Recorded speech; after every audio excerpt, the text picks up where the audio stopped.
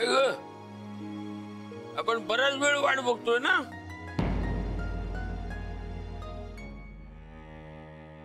जय, जा तू आत. उशीर झालाय आणि तू थकलाही असशील.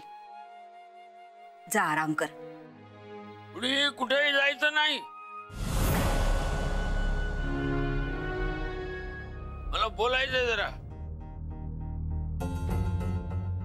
विचारा काय ठरवलंय. माझ्या घरात राहून हे असं केलेलं मला चालणार नाही. काय अण्णांसाठी दुसरी सून आणण्याचा विचार आहे काय? अण्णांना सांगतो तसं.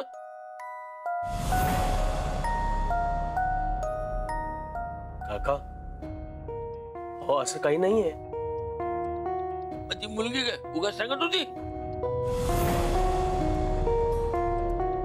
याने तिला लग्नासाठी विचारलं आणि ह्याच्याच बायकोला सांगायला ती इथं आली होती. काही लग्न म्हणजे काय खेळ वाटला का तुम्हाला? काका, हा सगळा एक गैरसमज झालाय. मी काही तिला लग्नाचं वगैरे विचारलं नाही.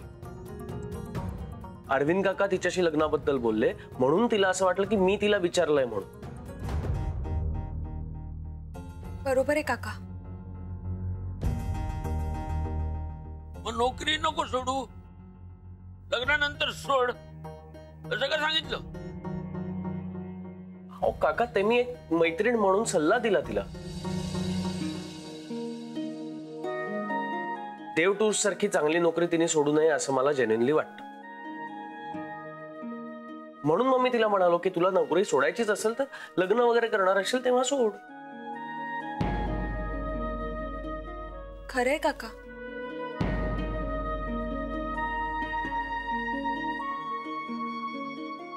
आलं म्हणजे कदमाने पुन्हा एकदा सगळा गोंधळ घातला. हो, माझ्या मनात असं का असेल काही. जुईच्या मनात जे काही आहेत. पण तिनं हे सगळं मनावर घेतलंय. तिचं स्वप्नरंजन सुरू झालंय. काय स्वप्न बघणं वेगळं आणि ती पूर्ण होतीलच या आशेवर जगणं वेगळं. आणि एखाद्याला आशेवर ठेवणं हा गुन्हा आहे हे कळत कसं नाही? ती मुलगी ह्याच्यामध्ये गुंतत चाललीये आणि तिच्या समोर जेव्हा सत्य येईल तेव्हा फार त्रास होईल तिला. हो काका, आम्हालाही काळजी आहे तिची. उलट जय बऱ्याचदा तिला नाही म्हणून सांगायला सुद्धा निघाला होता, पण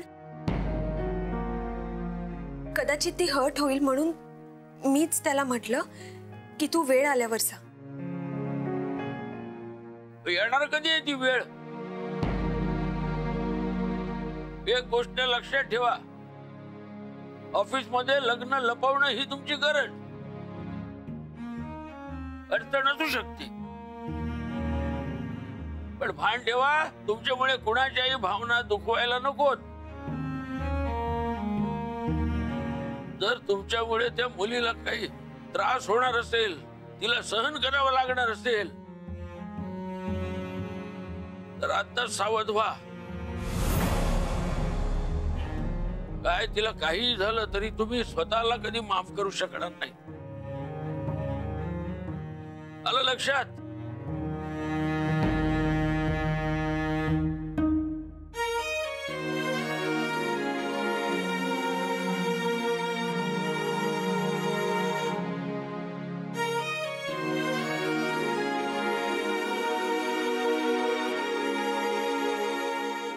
जयादिती, तुम्ही तिला वेळेवर सांगायला हवं. पण हो, वेळ बघूनही सांगायला हवं. हो काकू, काकांचं सगळं म्हणणं पटतंय. खरंच तिला त्रास नको व्हायला. कारण जर तिला त्रास झाला ना तर आम्ही स्वतःला कधीच माफ करू शकणार नाही.